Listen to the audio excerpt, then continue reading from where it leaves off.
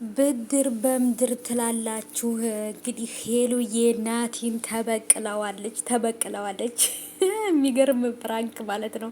ህልማችንን ነው የነገርኳቸው ብላ እንደውም እውነት ለመናገር እሱም ብቻ ሳይሆን እኛንም ነው በቃ ፕራንክ ያደረገችን።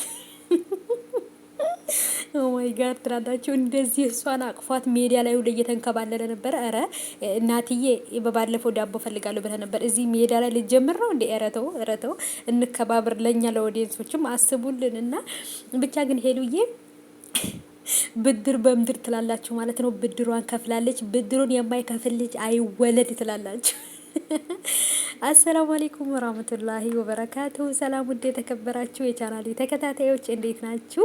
ከኔ ጋር ሁሉ ሰላም ነው። ሰላማችሁ ይብዛልኝ ባላችሁበት ውዶቼ።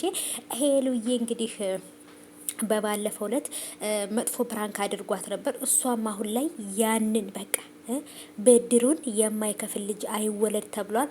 ስለዚህ ሄሉዬ ብድርሽን ባትከፍይ እንደዚህ ልቡን እንጥልጥል አድርገሽ መጨረሻ ላይ ግን ያው ህልማችን ነው ማለትሽ አስደስቶኛል። ለምን መሰላችሁ?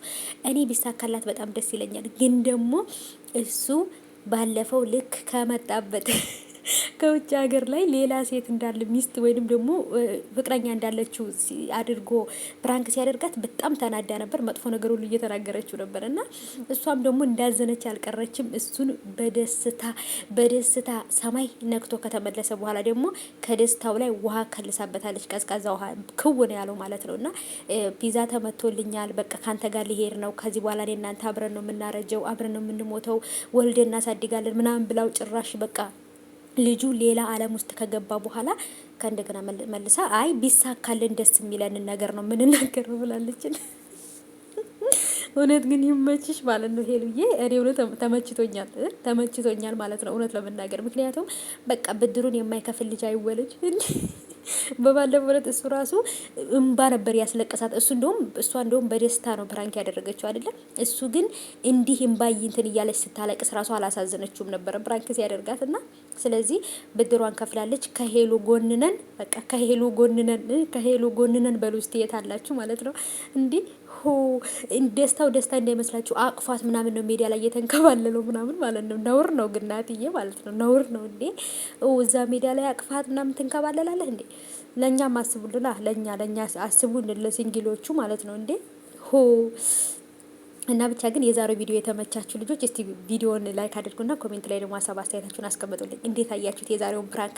በቃ ሴቶች እኮ ፕራንክ ስናደርግ እንደዚህ ነው። በቃ ፕራንክ አናደርግም፣ ካደረግንም ደግሞ ቀላል ፕራንክ አናደርግም። ወይ ደም እናስለቅሳቸዋለን ወይ ደግሞ አስደስተን መልሰን እናስከፋቸዋለን።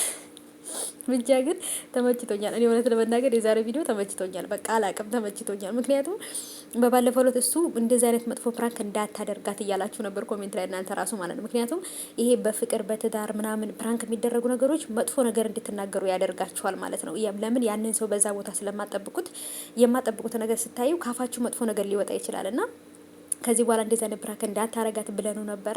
ግን ሄሉ ደግሞ እኔ ብድሬን ሳልከፍል እንደዚህ አይነት ነገር የለም ብላ ብድሯን ከፍላለች። እንግዲህ ቤዛ ምናምን ከናቲ ጋር ከውጭ ከሀገር ለመውጣት ነገሮችን እያመቻቸች እያስተካከለች ነው። ያ ነገር እንግዲህ የተሳካ መስሎት ነበር ደስ ያለውና ሄሉዬ ይሳካልሻል፣ አብረሽ ከሱም ጋር ትሄጃለሽ ብዬ አስባለሁኝ የኔ ውድ እህት። ግን ደግሞ ብድርሽን ስለከፈልሽን እንደዚህ አድርገሽ ፕራንክ ስላደረግሽው በጣም ደስ ብሎኛል። በቃ ምንም ማድረግ አይቻልም። እንዲሁ ብድሯን ባትከፍል ነበርን የምናደድባት ማለት ነው። ብድሯን ስለከፈለች ግን እኔ በጣም ደስ ብሎኛል። እንዴ እስከ መቼ ድረስ እሷ ብቻ እያለቀሰች? ስለዚህ እናቴም አሁን ላይ በጣም ነው የተበሳጨው። መጨረሻ ላይ ህልማችንን ነው የነገርኳቸው ብላ ስትለው እንዴት እንደደነገጠ ቤተሰቦቼ። ምክንያቱም ሄሉ ይህን ነገር ታረጋለች ብሎ በጭራሽ አልጠበቀም። እንዴት አያችሁት የዛሬውን ቪዲዮ ቤተሰቦቼ?